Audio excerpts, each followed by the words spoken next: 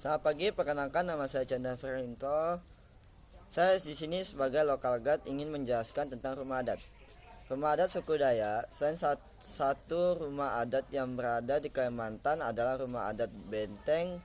Rumah adat tersebut dihuni oleh masyarakat Dayak terutama di daerah hulu sungai yang menjadi permukiman utama bagi masyarakat suku Dayak. Rumah adat Betang memiliki bentuk seperti rumah panggung dan dibuat secara memanjang. Panjangnya bisa mencapai 30-150 meter, serta lebarnya dapat mencapai sekitar 10-30 meter. Memiliki tiang yang tingginya sekitar 3-5 meter. Di Kalimantan Barat, rumah Betang biasa disebut rumah panjang, rumah radang, atau rumah panjai di Kalimantan Tengah. Ada yang menyebutnya lewu di Kalimantan Timur. Ada yang menyebutnya lau atau lamin di Kalimantan Utara. Rumah Betang dikenal dengan lamin atau balai, sedangkan di Kalimantan Selatan disebut balai. Betang dapat dikatakan sebagai rumah suku karena selain di dalamnya terdapat satu keluarga besar yang menjadi penghuninya dan dipimpin pula oleh seorang pembangkas lewu. Bagian dalam Betang terbagi menjadi beberapa ruangan yang bisa dihuni oleh setiap keluarga. Pada suku Dayak tertentu, pembuatan rumah Betang atau rumah panjang haruslah memenuhi beberapa persyaratan berikut. Di antaranya, pada hulunya haruslah ke arah matahari terbit dan sebelah hilirnya ke arah matahari terbenam. Hal ini dianggap sebagai simbol dari kerja keras untuk bertahan hidup, mulai dari matahari terbit hingga terbenam. Semua suku Dayak terkecuali Dayak Punan yang hidup mengembara pada mulanya berdiam dalam kebersamaan hidup secara komunal di rumah Betang atau rumah panjang, yang lazim disebut lau atau lamin.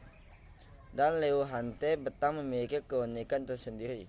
Keunikan rumah Betang yaitu dari bentuknya memanjang serta terdapat sebuah tangga dan pintu masuk ke dalam Betang.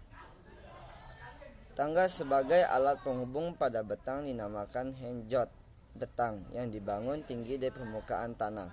Dimaksudkan untuk menghindari hal-hal yang meresahkan para penghuni Betang, seperti menghindari musuh yang dapat datang tiba-tiba, binatang buas ataupun banjir yang terkadang datang melanda.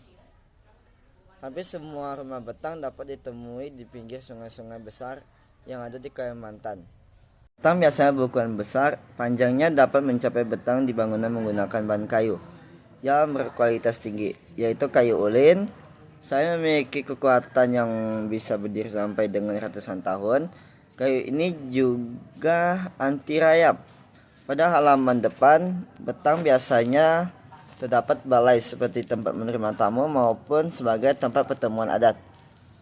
Pada halaman depan Betang selain terdapat balai juga dapat dijumpai sapundo. Sapundo merupakan sebuah patung atau totem yang pada umumnya berbentuk manusia yang memiliki ukiran-ukiran yang khas. Sapundo memiliki fungsi sebagai tempat untuk mengingatkan binatang-binatang yang akan dikurbankan untuk proses upacara adat. Terkadang juga terdapat patahu di halaman Betang yang berfungsi sebagai rumah pemujaan. Pada bagian belakang dari Betang dapat ditemukan sebuah balai yang berukuran kecil. Ini dinamakan tukau, yang digunakan sebagai gudang untuk menyimpan alat-alat pertanian, seperti lisung atau halu. Pada Betang juga terdapat sebuah tempat yang dijadikan sebagai tempat penyimpanan senjata. Tempat itu biasa disebut dengan baong. Pada bagian depan atau bagian belakang Betang biasanya terdapat pula sandung-sandung.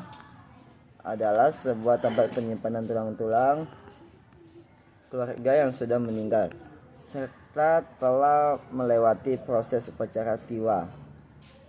Sekian dari saya, terima kasih.